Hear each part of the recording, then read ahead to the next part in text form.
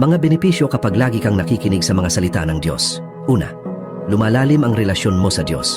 Kapag lagi mong pinakikinggan ang salita ng Diyos, mas nakikilala mo siya, hindi lamang sa kung sino siya, kundi pati sa kung ano ang kanyang puso, kagustuhan at plano para sa iyo.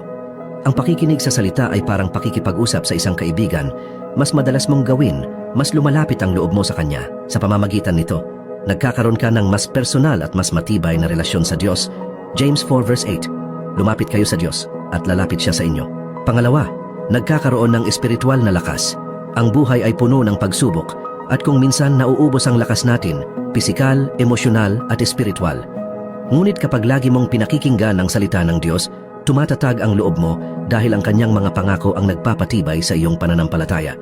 Para itong espiritual na vitamins na nagbabalik ng tapang, pag-asa at lakas para magpatuloy. Matthew 4 verse 4. Ang tao'y hindi mabubuhay sa tinapay lamang kundi sa bawat salitang nagmumula sa bibig ng Diyos. Pangatlo, kapayapaan sa puso at isipan. Sa mundong puno ng pag-aalala, kaba at problema, napakadaling mawalan ng kapayapaan. Ngunit ang salita ng Diyos ay nagbibigay liwanag at paalala na kontrolado niya ang lahat ng bagay.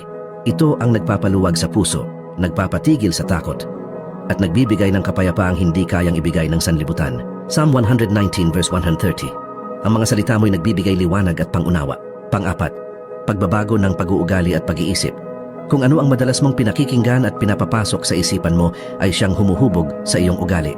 Kapag ang salita ng Diyos ang lagi mong naririnig, unti-unti nitong binabago ang iyong pag-iisip, pananaw at kilos.